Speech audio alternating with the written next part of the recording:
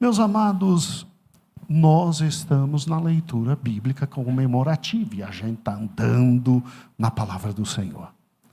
Já foi Gênesis, Êxodo, Levítico, Números, e agora estamos em Deuteronômio.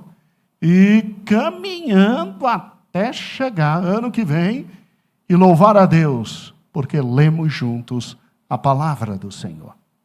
E hoje eu quero continuar a pregação do pastor Elias. Muito, mas muito bonita.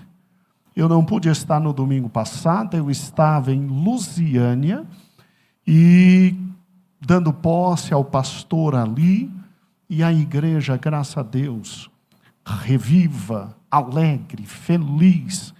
E, inclusive, irmãos que me avisavam, está sem a placa. Agora tem placa. Glória a Deus, viu? Está tudo certo. E linda, linda, linda, um pitel. Que coisa linda, né? Os nossos amados pastores cuidam muito bem da obra do Senhor. E estivemos ali, mas é lógico que em casa, depois que cheguei, fui assistir um culto inteiro. Também fui ver um culto e louvar ao Senhor.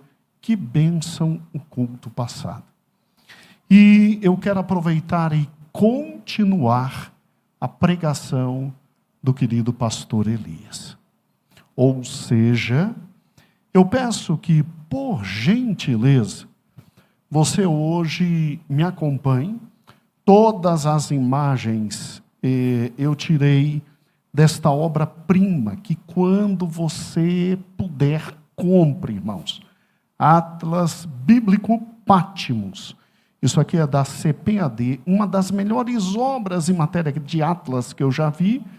Ele tem a seguinte proposta: vai colocando a Bíblia, a narrativa bíblica e mapas para que você entenda o que aqui está acontecendo. Ok? Então, eu quero me aproveitar de tudo aquilo que meu pastor trouxe. Por quê? Porque nós estamos começando um livro de Deuteronômio. A gente está exatamente no capítulo de número 11. E muita gente, ao ler Deuteronômio, fica assim, poxa, que coisa boa. Um livro de recordação, né? Moisés está recordando tudo o que aconteceu. Irmãos, Deuteronômio é muito mais que um livro de recordação. É um livro extraordinário, aonde o Senhor nos traz da sua palavra fatos espirituais essenciais a nós. E mesmo tendo trabalhado hoje de manhã, Deuteronômio 13, nós vamos hoje à noite trabalhar exatamente o ponto onde o pastor Elias trabalhou, mas num aspecto diverso e diferente. Nós vamos trabalhar em Deuteronômio 2, capítulo 2, que é exatamente o momento em que Israel está passando ali, junto ao seu irmão e junto aos seus primos. E, obviamente, Deus dando algumas ordens interessantes. Então, Deuteronômio 2 já está aberto aí, com certeza. Mas, para que eu possa trazer de volta aquilo, pastor Elias, eu vou me utilizar de imagens, não do culto passado, mas dessa extraordinária obra. Vamos juntos? Eu peço que você que tem pequenos problemas visuais como eu, que fique um pouco mais perto da câmera, e aí você vai conseguir assistir. E você que está em casa, não deveria estar em casa, deveria estar aqui comigo. Mas eu compreendo que não pode vir, ok. Então não tire o olho, agora da televisão ou do smartphone.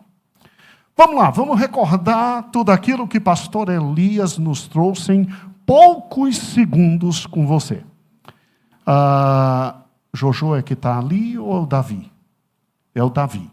Amplia Davi, por gentileza. Vamos descer. Em Êxodo, irmãos, lá em cima, Vamos lá? Isso. Tudo começa exatamente, isso, filho, a rota. Tudo começa, o verde ali é o Egito, e o cinza, ou marrom, ou qualquer outra cor que seja, eu sei lá, é aquilo que nós chamamos de Península do Sinai. Olha que interessante, tudo começa quando o povo do Senhor sai da terra do Egito, da escravidão. E aí você vê ali exatamente o roteiro. Está conseguindo ver?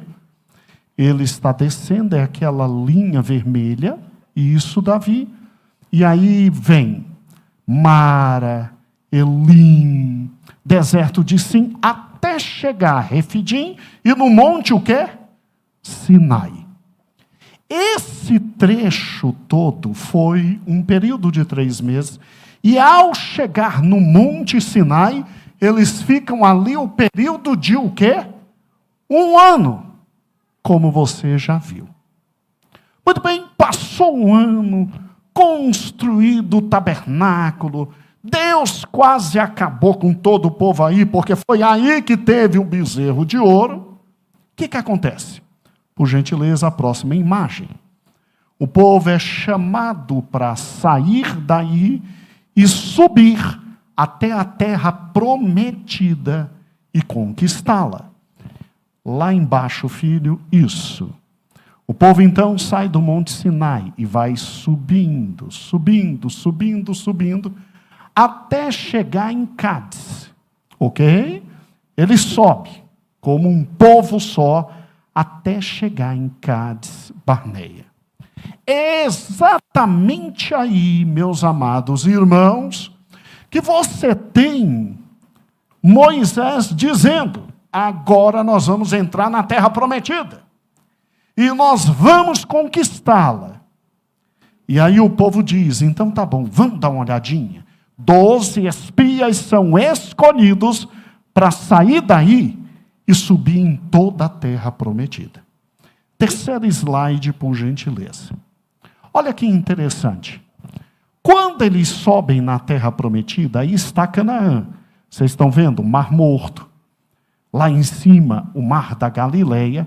Embaixo, filho. Quando eles sobem de Cádiz Barneia, os 12, eu não sei se você já teve essa dimensão na vida.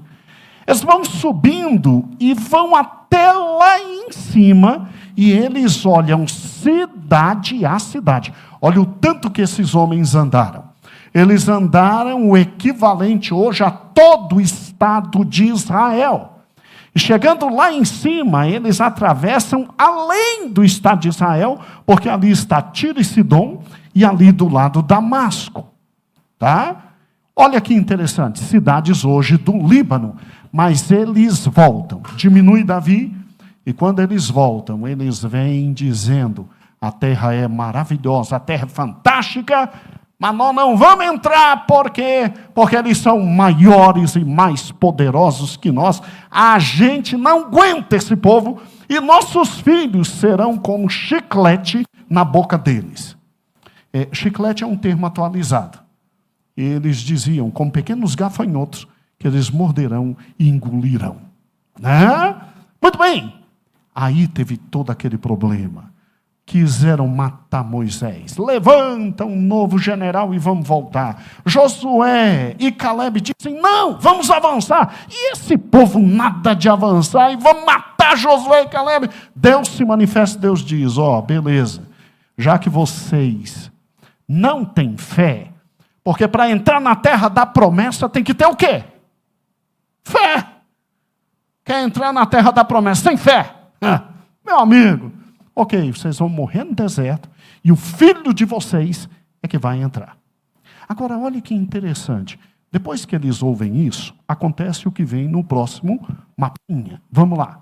O que eles fazem? Eles saem de Cádiz Barneia, e eles dizem: não, agora nós vamos. Aí Moisés diz: não adianta ir, porque vocês vão apanhar. Sobem tudinho isso aí, Chega lá em cima, apanha dos amalequitas e dos moradores de Canaã, os cananeus, ali, e depois desce arrebentado quem sobrou, e chega lá perto de Moisés, e realmente quebramos a cara.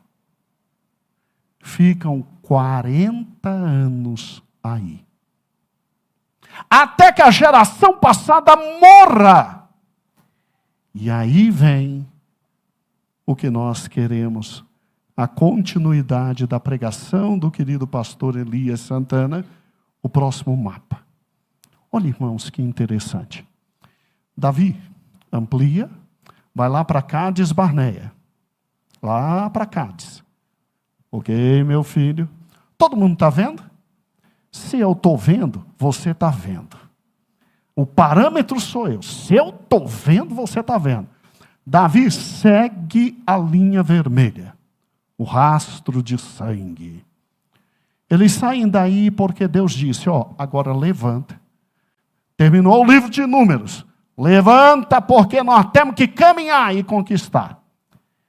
Entra o livro de Deuteronômio. Para. Isso. Avança para todo mundo ver Edom.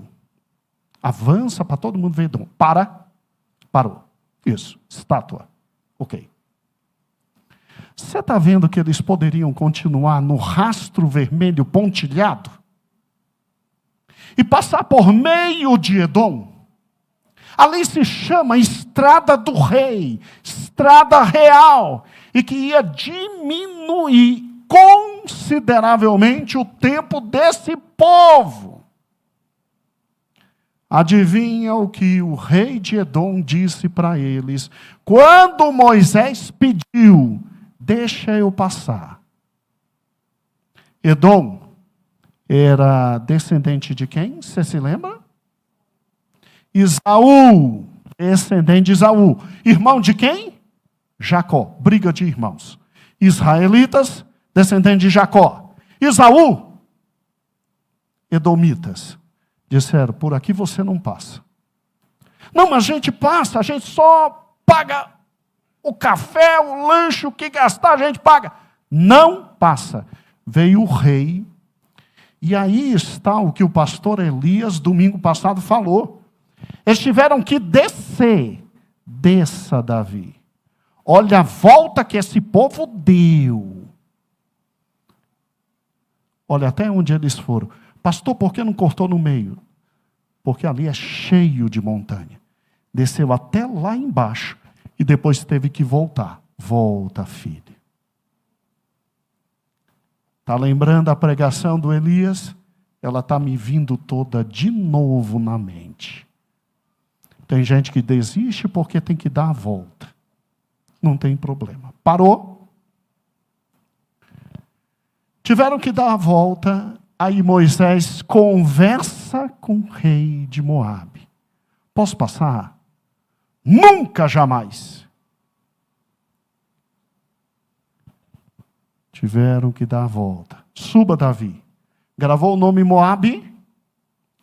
Aí entrando aqui, o rei dos amorreus veio brigar com eles.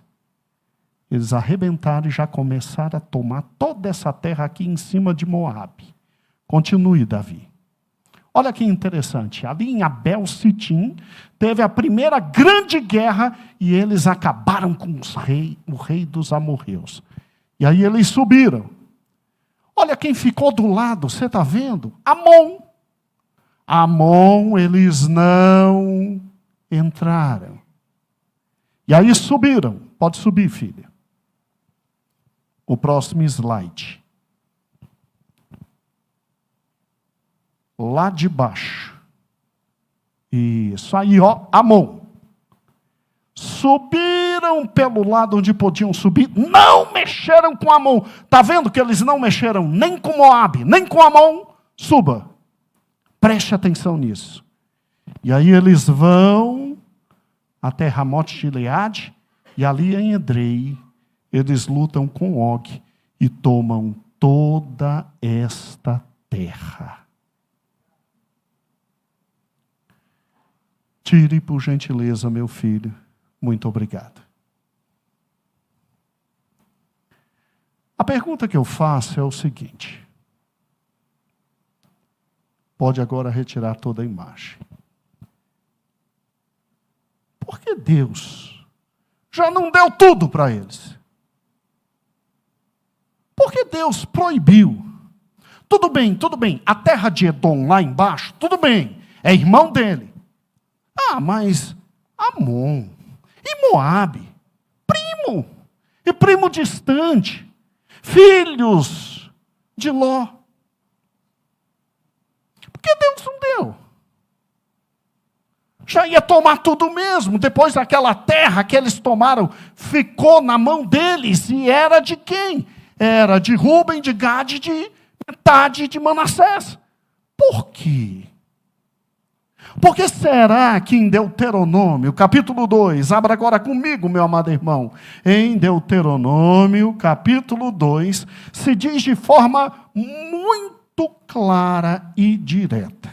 Vamos lá? Olha que interessante. Deuteronômio, capítulo 2. Versículo 18. Hoje passarás por Ar, pelos limites de Moabe, e chegarás até defronte dos filhos de Amon. Não os molestes, e não contenda com eles, porque da terra dos filhos de Amon não te darei por possessão, porquanto aos filhos de Ló a tenho dado. Porque antes moravam nessa terra os refaíns, que eram como os grandes. Versículo 21, povo grande, numeroso, como os anaquins, e o Senhor os destruiu diante dos amonitas, e deu a eles essa terra. Agora volte no versículo 8. E passamos também pelos nossos irmãos, os filhos de Esaú, que habitavam em Seir, no caminho de Arabá, de Elate, Ezion-Geber, e viramos pelo caminho do deserto de Moabe. E o Senhor disse: não molestes Moabe, não contendas com eles, porque não te darei possessão da terra deles, pois dei Ar em possessão aos filhos de Ó. Os Emins dantes habitavam nela, povo grande, numeroso, alto como os anaquins. E também eles foram considerados refaíns, como os anaquins. E os moabitas lhe chamavam Emins. Passa longe que não é para vocês. Por quê? Na minha Bíblia e na sua Bíblia, eles foram proibidos de conquistar estas terras e permitidos de conquistar as outras. Eu vim hoje à noite conversar com você sobre o poder da oração. Abra por gentileza em Gênesis capítulo 18, porque aqui está o texto pelo qual o Senhor deu uma ordem, quase 500 anos após: não encosta. Sério, pastor? Sério. Olha que fantástico. Quando você abre Gênesis 18, você tem na sua frente Abraão, o amigo de Deus. E você tem Deus descendo, porque algo subiu aos céus. A malignidade de Sodoma e Gomorra. O cheiro mau daquelas cidades, com os seus pecados, chegou aos céus. E eu digo isso por quê? Porque Deus desceu, e você sabe da história, para destruí-los.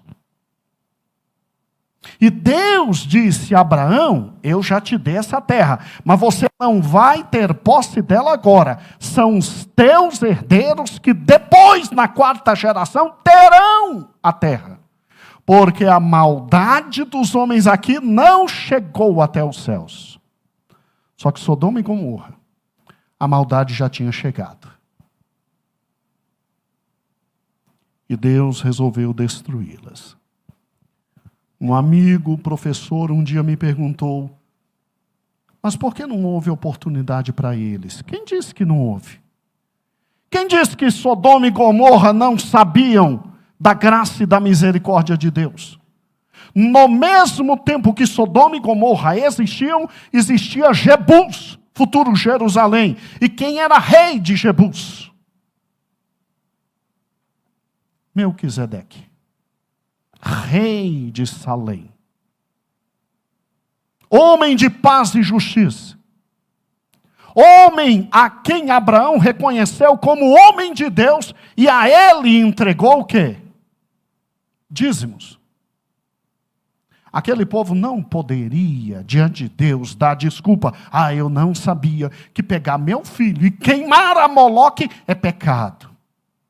Porque tinha Abraão evangelizando, e tinham reis, não só Melquisedeque, rei de Salém, mas outros reis que serviam a Deus. A Bíblia fala de um, a história conta outros. E o que é interessante é que Deus vai intervir. E Deus diz: eu vou destruir. E aí todo mundo sabe o que acontece aqui em Gênesis 18, graças a Deus. Você sabe perfeitamente que Abraão abençoa aqueles homens, eles vão, e aí o Senhor Jesus diz: Abraão é meu amigo, não tenho o que fazer. Eu não vou tomar posição nenhuma sem antes conversar com ele. E por que Deus fala isso? Porque, adivinha quem está morando em Sodoma? Seu sobrinho. E aí o Senhor conversa com ele, e a conversa está a partir do versículo 22, e você sabe, Deus diz: eu vou destruir. Abraão, de forma muito inteligente, diz: Senhor, mas e se tiver na cidade 50 justos, o Senhor vai destruir? O Senhor vai acabar com 90 mil pessoas por causa de acabar com 90 mil, e no meio de 90 mil vai 50 justos também? Deus disse: se tiver 50, eu não acabo. Aí Abraão começa a conversar com ele e começa a diminuir de 5 em 5. E se ali tiver 45? Versículo 28, né? Deus diz: não faço. Senhor, me perdoe por ter nascido. Eu não deveria nem perguntar isso, mas isso 30. E 35, está acompanhando aí a leitura? E 25, e 20, e 15, e 10. Aí Deus diz: se tiver 10, versículo 33, eu não destruo por amor a 10. E o 33 diz que Abraão deixou de falar. Abraão fez uma conta simples. Abraão sabia que seu filho era justo. E Pedro, na sua carta, diz o justo Ló. Abraão fez uma conta: então, se meu sobrinho é justo, com certeza a esposa também, já tem 2. As 2 filhas casadas, 2, 4, 6, 8. As 2 solteiras, 9 e 10. Bem, pelo menos na casa dele tem 10 justos. Mas não tinha nem 10 justos. E o pior, Ló fez de tudo. Tentou chamar os genros, tentou chamar todo mundo. Saiu de casa correndo. Ele, a esposa e quem? As 2 o quê? Filhas. A esposa olha para trás, todo mundo já sabe o que aconteceu. E as filhas, quando chegam no monte, dizem: meu Deus, agora nós vamos passar vergonha, porque não tem quem suscite descendência a nosso pai. Ah, não, a gente não pode ficar sem descendente. Papai tem que ter descendente. A gente não tem nada, mas quando se tem descendente, os nossos deuses nos abençoam. Era aquilo que elas criam. O que fizeram? Simples. Encheram o pai de vinho. E todo mundo conhece. A mais velha deita no primeiro dia, gera um filho com o pai. Ló, coitado, é ao mesmo tempo pai e vô, sem nem discernir o que tinha feito com a filha, e nasce Amon, não é? Não, nasce Moabe. Aí a filha mais nova, no outro dia, embebeda o pai, e aí nasce Amon. Isso tudo está no triste capítulo 19, a partir do versículo 30. Eu te pergunto, no meio de uma história tão trágica como essa, tão triste, tão dolorosa, tão deprimente, tão baixa, tão vil, tão asclerosa, será que havia a possibilidade da graça de Deus ali se levantar? Porque se cala, tudo se cala, a Bíblia se cala, e a gente só vem notar a graça de Deus 500 e poucos anos depois. Faz a conta comigo. Por baixo, eu não sei fazer contas. Daí porque fui para o mundo jurídico. Escute, mas tente. Nesse texto aqui, Abraão não tinha o seu filho Isaque. Abraão, depois que gera Isaque, ele gera Isaque com 100 anos. E vive até 175. 75 anos passaram. Aí some Isaque, some Jacó, some José. Pegando como parâmetro só José, 110 anos. 110 mais 70, já foi embora 180 anos. Ou estou louco? José traz o pai. 430 anos de escravidão. Alguns autores dizem que não, de escravidão mesmo, foi só 275, 430 seria um tempo total diferente. Outro dia a gente estuda isso, mas partindo da premissa que sejam de escravidão, 430 anos, mais 180, já foi embora 500 anos.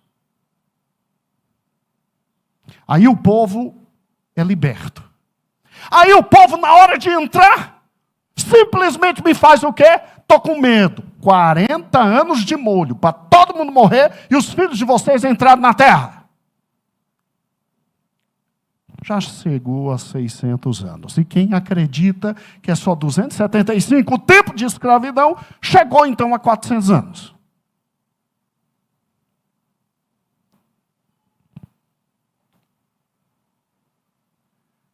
Estamos subindo. Caminhando vou para Canaã. Eles cantavam. Caminhando vou para Canaã. Entendeu?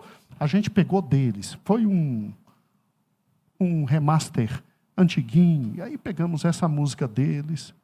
Eles subiam para Canaã cantando esta música. Atravessaram. Era para passar pelo meio de Edom para cortar o caminho. Edom não deixou. Edom não deixou. Vejam comigo, olha que importante. São pentecostais, né? Não se preocupe.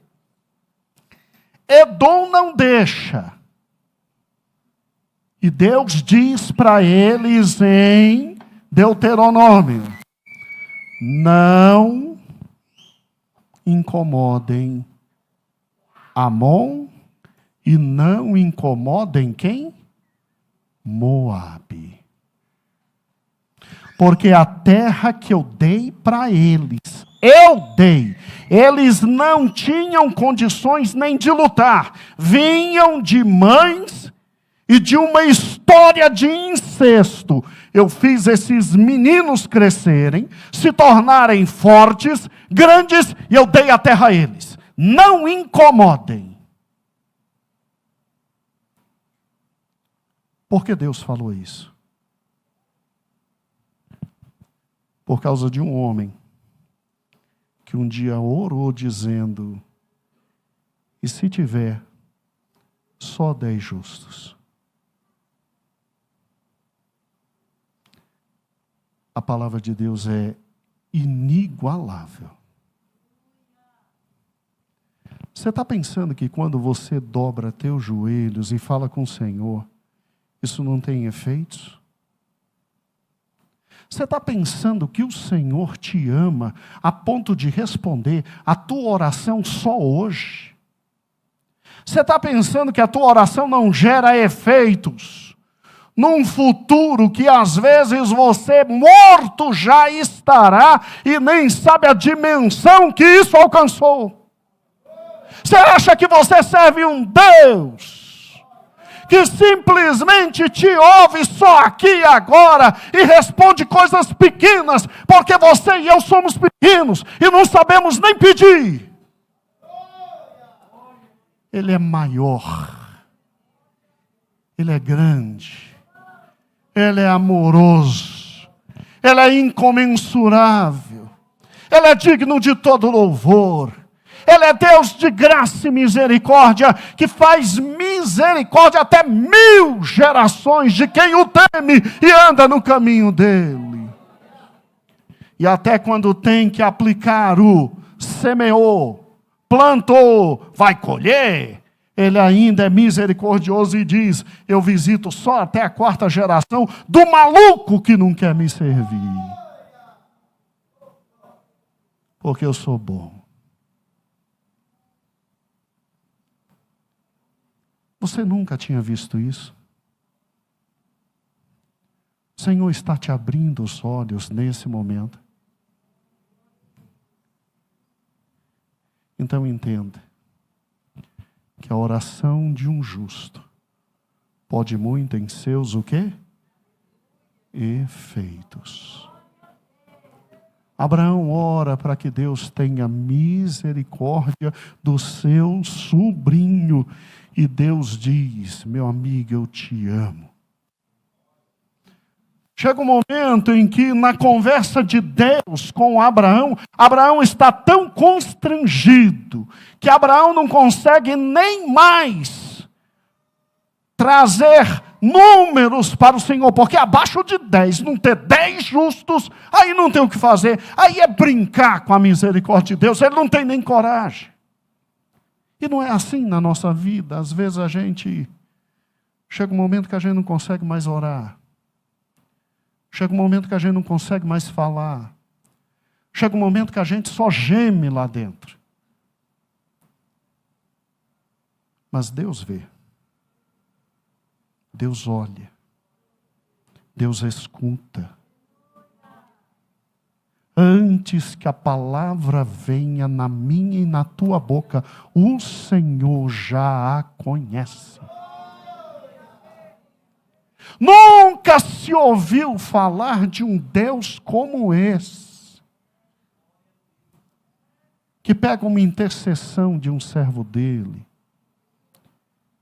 e diz: tá,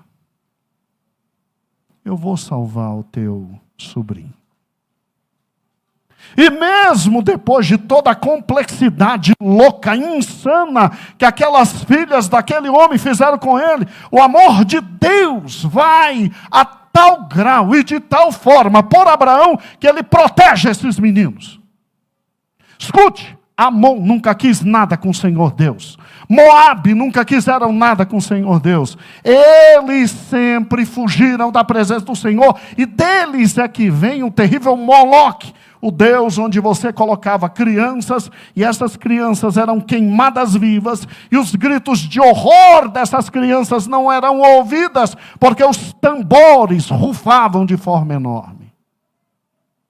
Mesmo se afastando do Senhor, mesmo não conhecendo o Senhor, mesmo não querendo nada com o Senhor, mesmo indo à idolatria, você acha que Balaão foi chamado por quem? Você se lembra? Pelo rei de Moabe, Balaque. Chamou um feiticeiro para tentar resolver o problema. Mesmo assim o Senhor guardou, protegeu, transformou, deu vitória e abençoou. E Ele está aqui hoje à noite. Ele está aqui e está te ouvindo. Ele está aqui e está te vendo. Ele sabe o quanto teu clamor é falho. Porque até pedir nós não sabemos, se não é o Espírito nos guiando. Até pedir não sabemos. E eu vim como ministro do Senhor te trazer uma palavra de vitória. Escute.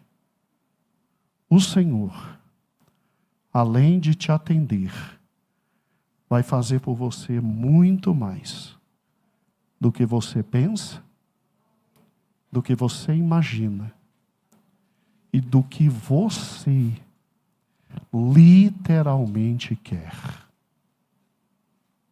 Ele vai cuidar de você, vai cuidar dos teus filhos, dos teus netos, dos teus bisnetos, dos teus trisnetos. Vai amparar a quem você pedir. Mas escute, para isso, intimidade. Intimidade com Ele. Olha, meu irmão, quando você entra no seu quarto e dobra seus joelhos, você não tem dimensão do que Deus vai fazer.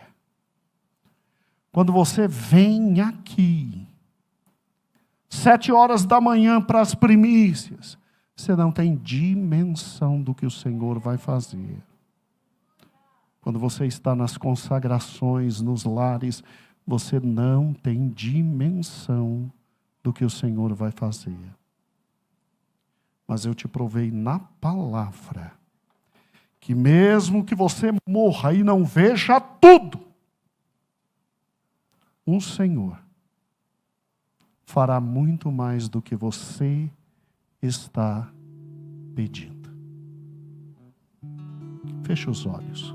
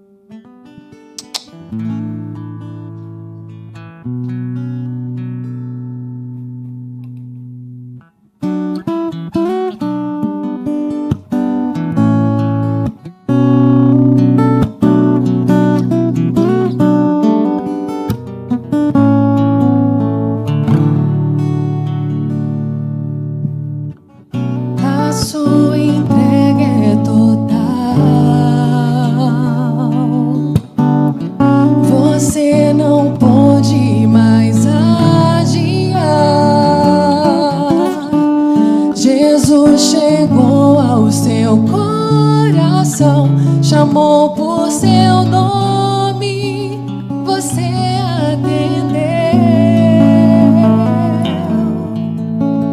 Algumas lágrimas vêm e vão lavando qualquer temor. O Santo Espírito está aqui, me abraça e diz o quanto esperou.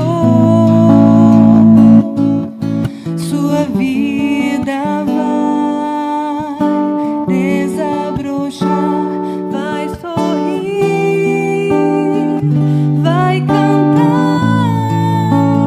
Começando aqui e por todo sempre, o amor de Deus vai lhe acompanhar. Ele prometeu, jamais vai deixá-lo. Você não estará sozinho a vagar. Deus vai lhe amparar.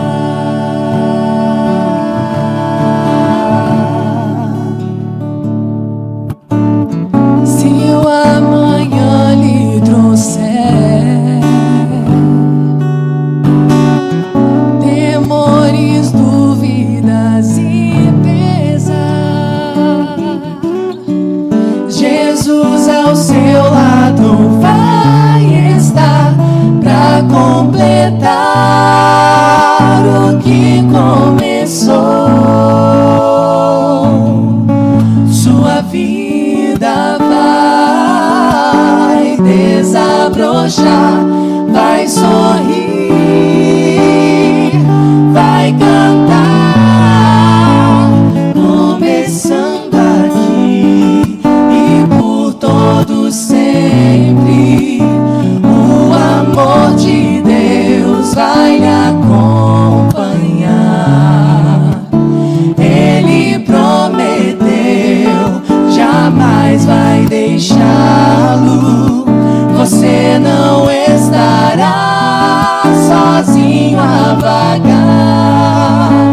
Começando aqui e por todo sempre, o amor de Deus vai lhe acompanhar. Ele prometeu, jamais vai deixá-lo. Você não estará sozinho a vagar. Deus vai lhe amparar.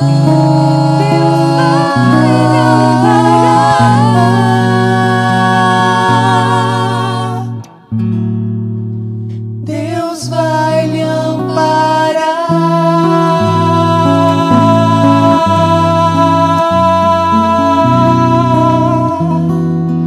Amém. Senhor meu Deus, nós cremos na Tua palavra. Cremos que Tu és Emanuel, estás conosco. Senhor, queremos depositar em Tuas mãos nossas angústias, dificuldades, problemas, enfermidades, porque Tu estás conosco. Faze-nos, Senhor, crer na oração. Não porque ela tem algum poder em si, mas porque ela é dirigida a quem tudo pode. Faze-nos guardar isso, para a honra e glória do Teu nome. Amém.